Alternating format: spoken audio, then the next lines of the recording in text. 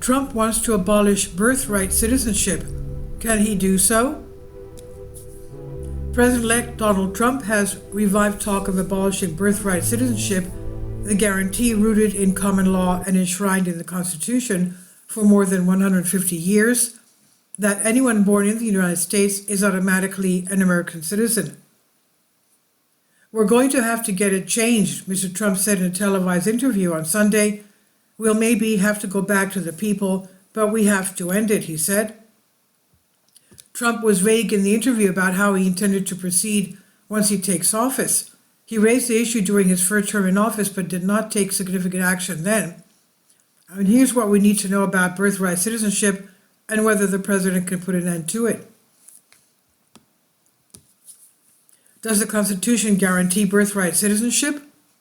Yes, the 14th Amendment says, "All persons born or naturalized in the United States and subject to the jurisdiction thereof are citizens of the United States and of the state wherein they reside."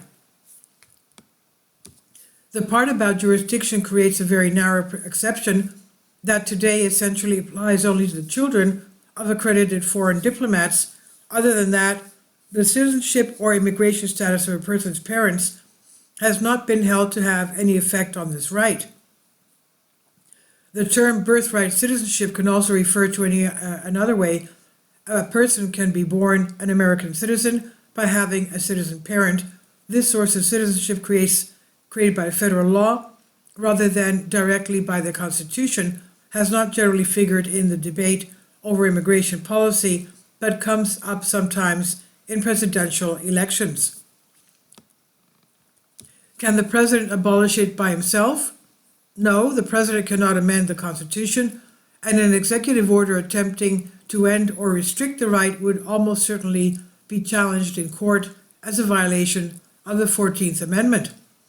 Some of Trump's allies have suggested that the jurisdiction language in the amendment could be construed to exclude children of undocumented immigrants, the main target of demands for ending birthright citizenship. Until now, the overwhelming scholarly and legal consensus has been that such an argument would have little or no chance of prevailing in court. Some legal scholars think that such arguments will continue to be non-starters in the courts, but the idea that the Supreme Court may at some point find the arguments for restricting birthright citizenship persuasive is no longer laughable, said Amanda Frost, law professor at University of Virginia and an expert on immigration and citizenship law. Limiting birthright citizenship was the consensus position among Republican presidential candidates in the 2024 election, and at least one federal judge has indicated a willingness to consider it. Professor Frost said, "I don't think it's inconceivable," which is what I would have said in 2019. "The ground is shifting."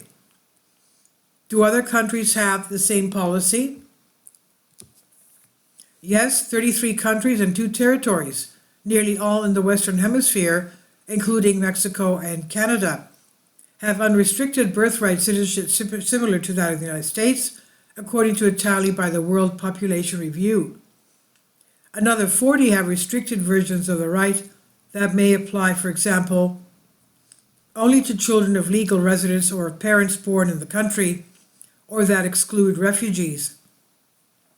Several countries like the United States, had traditions of universal birthright citizenship rooted in English common law, including Britain, Ireland, Australia, New Zealand, and India, have restricted or abolished the right in recent decades. What do critics mean by birth tourism, chain migration, and anchor babies? Those terms used by anti-immigration hardliners and other critics of birthright citizenship tend to conflate 2 separate consequences of the policy.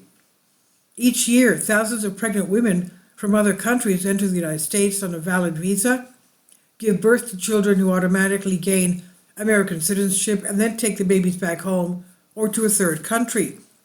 The practice, sometimes called birth tourism, is legal as long as the mother obtains her visa truthfully and complies with its terms. Trump and his supporters, however, tend to talk about expectant mothers who entered the country illegally to give birth to what they derisively call anchor babies, who would give the family access to public benefits and a foothold towards legal residence. The Migration Policy Institute estimates that as of 2019, about 4.7 million American-born children under 18 were living with a parent who was undocumented, about 7% of all children in the United States. But studies have found that the vast majority of such children did not cross the border in utero.